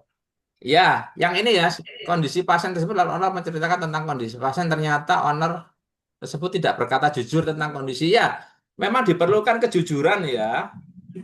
Jadi memang kita sebagai praktisi harus harus memberi kepercayaan kepada klien agar berkata jujur apa adanya. Sehingga dengan demikian kejujuran itu bisa jadi sebuah sarana untuk menyembuhkan hewannya. Kayaknya kalau klien yang sungguh-sungguh, penyayang hewan yang sungguh-sungguh tidak mungkin berkata tidak jujur. Kecuali mereka tidak sayang dan mempercayakan hewannya ke pembantunya atau ke orang lain, itu berbeda. Ya, kelihatan sekali. Ya, jadi biasanya mereka bawa pembantunya, bahkan itu akan jauh lebih baik. Ya, jadi intinya eh, eh, komunikasinya jadi komunikasi dengan perawatnya itu jauh lebih baik. Kemudian cara untuk pemeriksaan suhu tubuh, apakah suatu kondisi hewan tersebut tidak memungkinkan memeriksa melalui rektal, kemudian apakah ada cara lain untuk pemeriksaan frekuensi nadi pada kucing? Tidak bisa, harus dipegang, harus dipalpasi.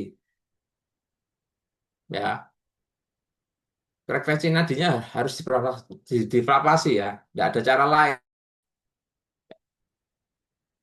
Nanti kalau perkembangannya lebih lanjut dengan alat tensimeter namanya. Tensimeter itu ketika memang hewan-hewan tua, kalau adik-adik nanti punya pasien yang hewan-hewan tua di atas 6 tahun, dia akan sulit. Salah satunya parameternya ketika dia depresi dan panas badannya, selalu diupayakan untuk diperiksa tensimeter ya. Kami punya alat tensimeter juga. Ya, tensimeter itu ternyata hewan pun, anjing pun, kucing pun itu bisa hipertensi. Tuh. Kelebihan kandang ICU dibandingkan dengan konvensional sangat berbeda jauh. 10% dan 80%. Jauh banget efektivitasnya.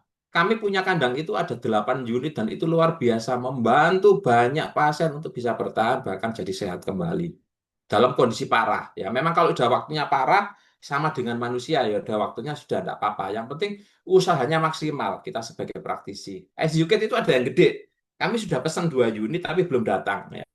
Ya, yang gede karena kami butuh untuk yang gede. Yang untuk hipotermi maupun bahkan untuk hipertermi. Jadi kalau hipotermi rata-rata harus ada terapi oksigennya. Nah, terapi oksigen nanti ada ilmunya tersendiri ya. Itu berbeda lagi ilmunya.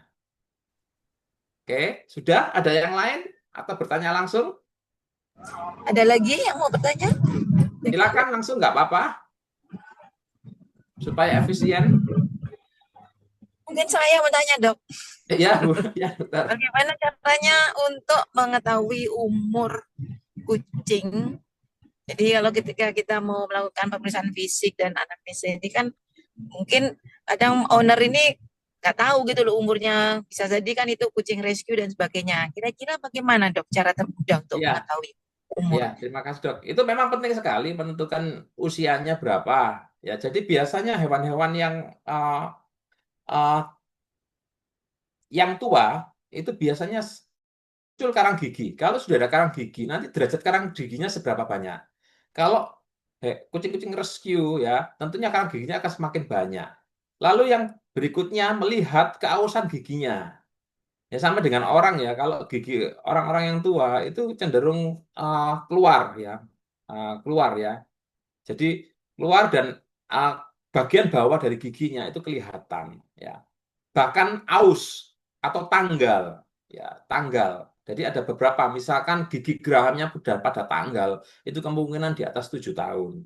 Nggak ada perbandingan usia antara eh, kucing dan anjing berbeda-beda. Anjing saya Pride 14 tahun masih sehat, walafiat, masih lari-lari, masih lompat-lompat, masih naik turun tangga, oke. Itu perbandingannya sama dengan usia 78 tahun. Ada kucing umur 10 tahun itu perbandingannya sama dengan sekitar 70 eh, 80 tahun. Ya seperti itu. Jadi ada perbandingan usianya. Jadi adik-adik nanti mungkin saya izin di-share itu ada di TikTok saya, ada di dunia hewan, kucing tentang anjing. Mungkin Dokter Anna bisa berkenan untuk share linknya supaya adik-adik bisa nge-like, supaya nanti bisa belajar tentang dunia anjing dan kucing. Ya, tidak hanya untuk praktisi tapi untuk awam. Tapi kalau nanti saya bisa membuatnya khusus untuk dokter hewan, nanti saya bisa gabung personal ya, nanti bisa. Saya sedang buatkan semua video-videonya sehingga adik-adik bisa mempercepat skill dan keterampilannya dan pengetahuannya. Ya, paling tidak pengalaman saya hampir 28 tahun itu bisa cepat dimanfaatkan dan yang berikutnya adalah menambah saya untuk terus semangat untuk belajar. Itu. Boleh di-share, monggo silakan kalau memang adik-adik ingin itu boleh. Jadi nama YouTube saya Dunia Anjing dan Kucing, kemudian TikTok saya nama Arek Surabaya karena lagi di Surabaya, asli Arek Surabaya, Cak Eka Andre. Ya, di situ nanti ada sehat praktek dokter hewan juga di Instagram. Nanti monggo di-share di ini sambil berjalan. Oke, silakan yang langsung eh, bertanya boleh. Itulah kelebihan ICU Kids sama konvensional. Jadi ICU Kids ini eh, eh, bisa didapat. Saya pikir ini kalau Anda praktek itu menjadi alat pertama yang Anda punya. Ya, karena itu banyak menolong pos kelahiran, pos operasi suhunya rendah. Kalau pos operasi kalau hewan-hewannya sehat, itu dia kalau suhunya sampai 36 itu 2 jam aja masuk ke kandang ini dia sudah sehat kembali dan sudah sadar kembali. Jadi cepat sekali membawa manfaat ya kalau ICU Kids ini. Ya. Dan bisa dicicil terus masih terjangkau harga biayanya seperti itu. Oke. Ada lagi? Monggo, kalau nggak ada bisa saya serahkan ke Dokter Kade. Ada lagi adik-adik yang mau ditanyakan? Ini benar-benar sangat lengkap dan sangat berharga ya. Beliau tidak hanya share ilmu saja, tapi juga pengalaman beliau bagaimana menangani pasien. Dan tadi dari video tadi juga sudah lengkap ya ditayangkan oleh beliau bagaimana alat yang beliau punya dan sebagainya. Itu sangat-sangat berharga sekali. Ada lagi mungkin yang mau ditanyakan atau yang disampaikan? Artinya sudah cukup ini Dok Eka. Baik, saya kira apa yang sudah disampaikan tadi dari Dr. Eka terkait pertama antara komunikasi yang baik, kemudian yang kedua bagaimana ketika kita melakukan anamnese, dan yang ketiga pemeriksaan fisik pada hewan, termasuk juga bagaimana handlingnya tadi itu semua merupakan ilmu yang sangat berharga dan sangat penting sekali buat adik-adik. Walaupun mereka masih semester 2, tetapi tetap saja ini menjadi awal buat mereka supaya lebih tahu dan lebih memahami terhadap profesi yang akan mereka jalani nantinya. Dan Dok Eka sekarang ini tidak sama seperti kita dulu gitu loh. Sekarang adik-adik ini lulus dokter hewan itu harus mengikuti UKOM, uji kompetensi di ujungnya. Kalau kita dulu kan nggak ada ya Dok ya. Nah sekarang itu ada. Nah gitu ada 2. Jadi yang pertama itu CBT, kemudian yang kedua itu OSCE. OSCE itu dia praktek. Jadi seperti apa yang jenengan jelaskan tadi itu sebenarnya adalah detail yang diminta ketika ujian OSCE gitu. Jadi sangat berharga sekali ini ilmunya nih Dokter. Itu saja mungkin dari saya. Matur nuwun sangat Dokter Eka untuk sharing ilmunya. Barakallah, mudah-mudahan sangat bermanfaat dan Amin. sukses terus untuk kliniknya. Amin. Mudah-mudahan nanti adik-adik kalau misalnya mau magang, mohon diterima Oke, gitu, siap. gitu Siap. dibantu. Matur nuwun sangat, terima Di sini kasih. ada 4 orang di sini, sedang ada Oke. 4 orang. Ya, adik-adik tadi ada Baik. beberapa. Ya, dari Oke, Erlangga juga. saya kembalikan kepada MC Dr. Kunchoro Pugu atau mungkin Terima Dr. kasih Ratna. Dokter Kadek. Dokter Eka, terima kasih atas segala pengarahannya. Sangat bermanfaat bagi adik-adik. Acara selanjutnya adalah penyerahan sertifikat oleh Dokter Ratna Damayanti ke Dokter Eka. Silakan Dokter Ratna Damayanti. Iya, terima kasih. Eh, Berikut adalah sertifikat untuk Dr. Eka Andrian Novianto yang telah memberikan ilmunya pada hari ini. Nah, monggo diterima, Dr. Eka. Matur nuwun, Matur nuwun diterima sekali. dengan sukacita. Ya, Terima atas kasih kerja. sudah diberi kesempatan untuk berbagi ke adik-adik. Semoga membawa manfaat dan kalau ada kata salah, mohon dimaafkan. Tidak ada yang salah. Ini tadi kita benar-benar sangat berterima kasih ya. Banyak manfaat bagi adik-adik. Ini tadi juga sudah kami rekam supaya mahasiswa bisa belajar berkali-kali ya. Tadi eh, materinya dan kemudian membuat resumenya sehingga benar-benar dihayati ya. Jadi ini nanti ada lanjutannya. Ada nanti ada diagnosa klinik di semester 6, kemudian ada di PPDH, waktu di klinik akan di apa lebih dalam lagi ya pembahasannya begitu. J, matur nuwun sangat Dokter Eka. Matur nuwun sama-sama. Nih. Ya, baik untuk eh, mahasiswa kita akan absen ya.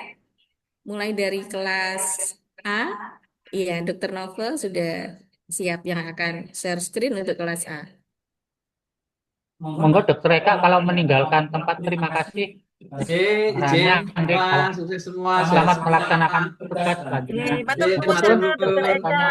Izin Nggih, pamit. untuk ilmunya. Iya, Nggih, matur Sami-sami. nuwun sangat. barakallah.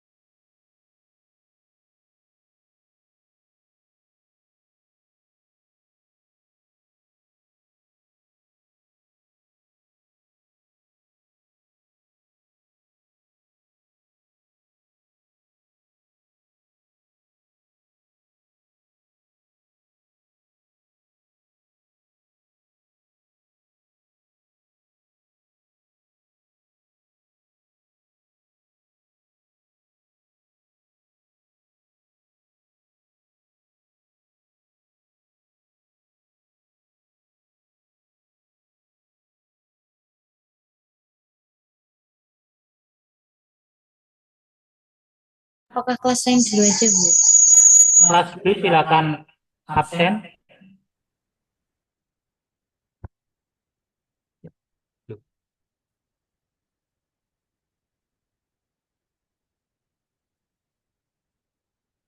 Untuk kelas B silakan.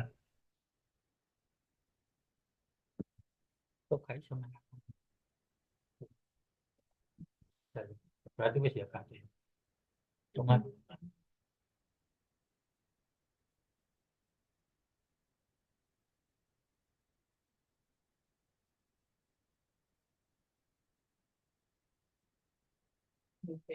ini ada yang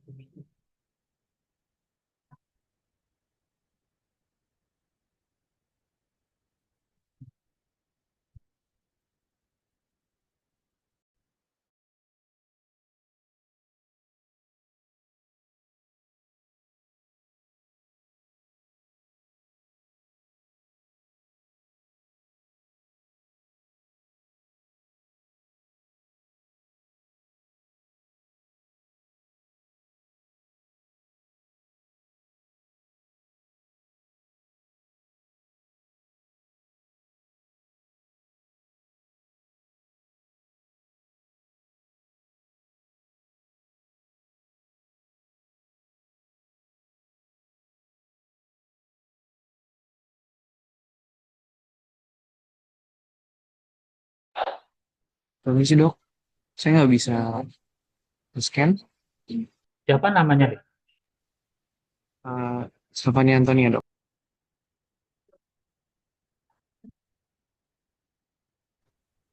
Izin dok atas nama Firzawan Santo Putra untuk diabsenkan karena menggunakan satu device.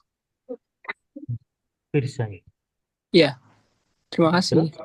Hmm. Oke dok, terima kasih. Tuh. Sudah, tidak ada lagi? Ya, stop ya.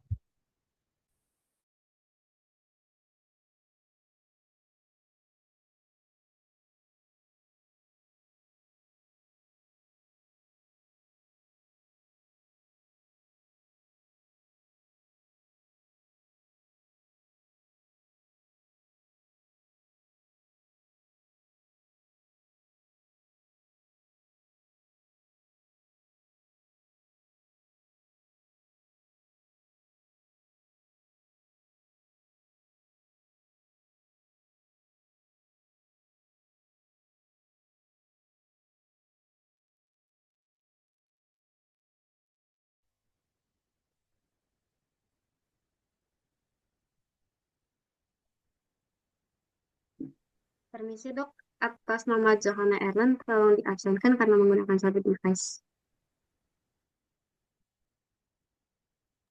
Terima kasih dokter. Permisi dok, atas nama Yesi Kurnia, bisa minta tolong untuk diabsenkan karena memakai satu device. Terima kasih dok. Permisi dokter, atas nama Gautama Galang Saputra, izin untuk diabsensikan dikarenakan menggunakan satu device.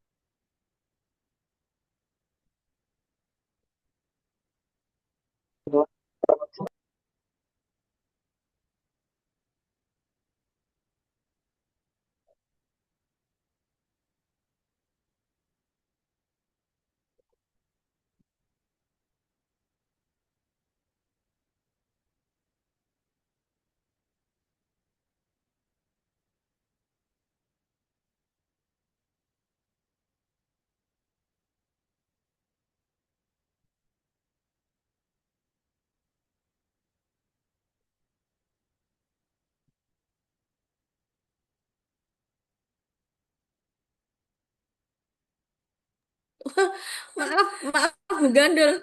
Keliru ini saya masuk di. Enggak apa-apa. Ya tak apa langsung terus sana ya. Loh, Salah sebentar. Enggak. Pecet. Ya.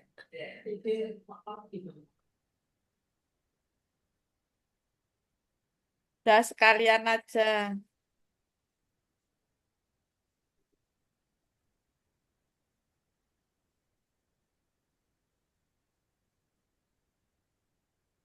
Tidak?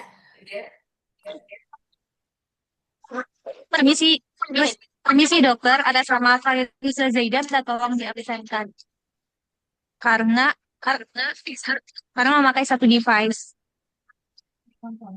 Virus. Terima kasih. Nama Lulu tolong diabsenkan karena wifi saya lagi lemot. Oke, sudah ya.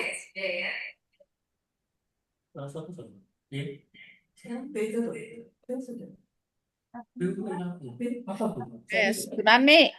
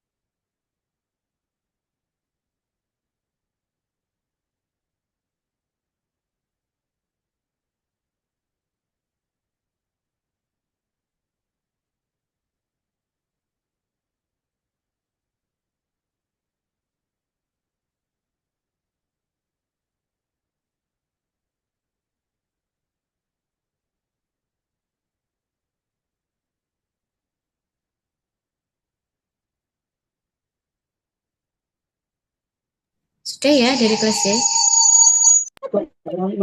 Permisi dok, untuk atas nama Justin Collin tidak bisa absen karena Kenapa? kampus kita error. Ah, bohong.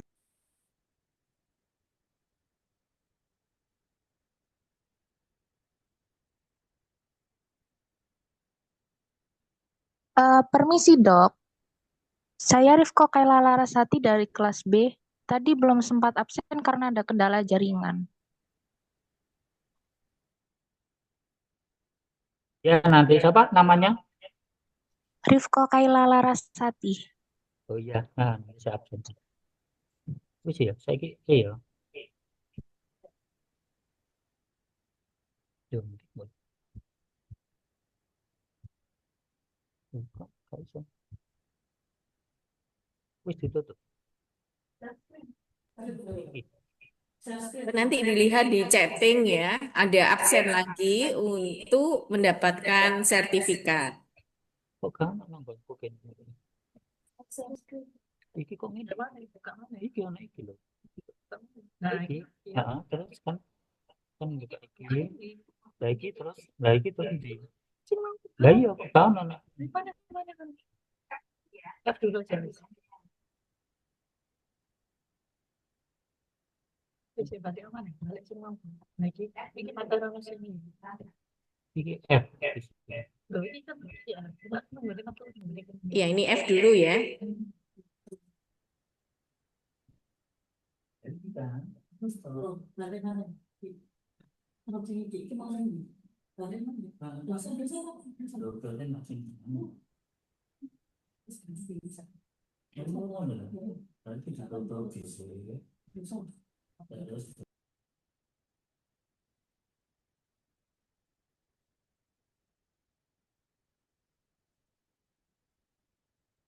Permisi, Prof.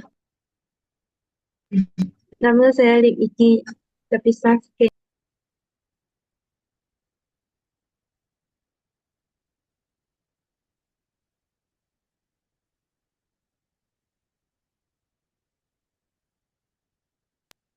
Sorry, Prof.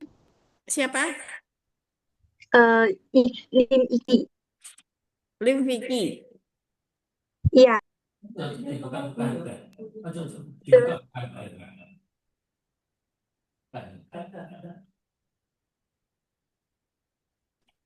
Nama saya Farisha Adriana binti Ja'far. Ya, sudah semua.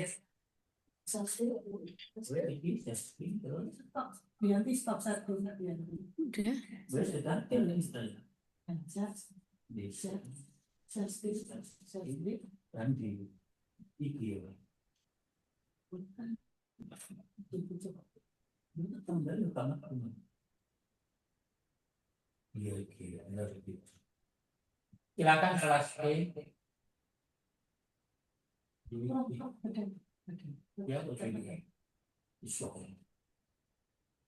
Mohon bantuan Dokter Taya untuk menayangkan absen untuk mendapatkan sertifikat di chatting.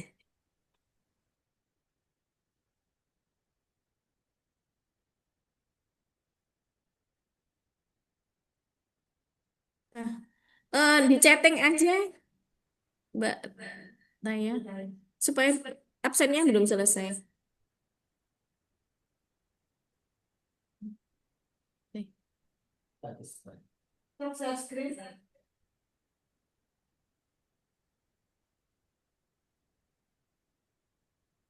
Dokter Taya, stop share screen-nya. Iya, linknya dimasukkan di chatting saja.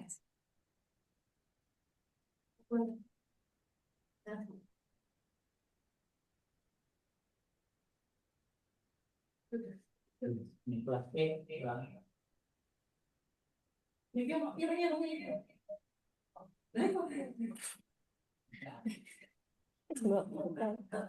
Suaramu masuk.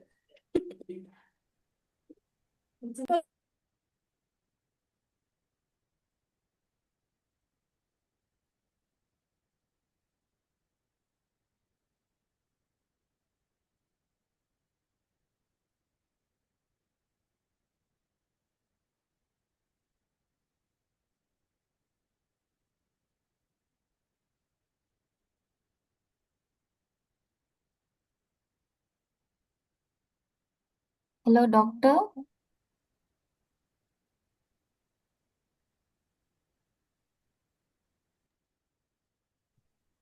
mohon maaf Permisi, dokter. dokter.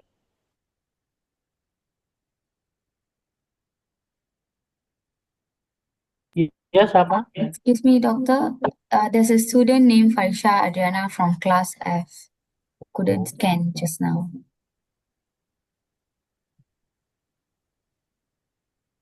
Mohon maaf dokter, atas nama Umi Habibah bisa mohon maaf diabsenkan. Permisi, dokter. Atas Terima nama kasih Nasrifa dokter. Aurelia, karena menggunakan satu device.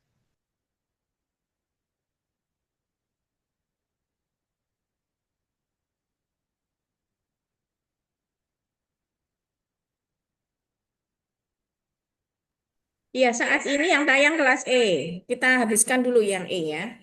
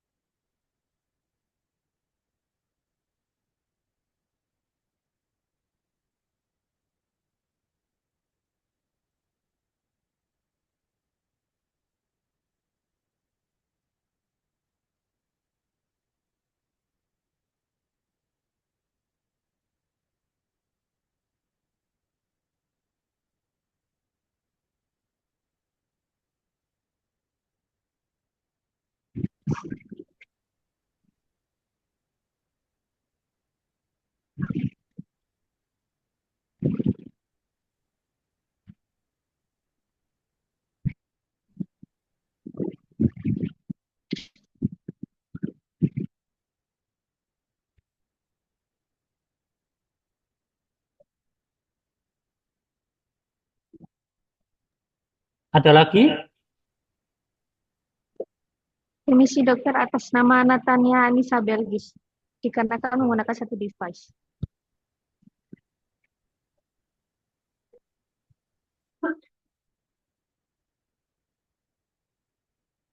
Ada lagi sudah?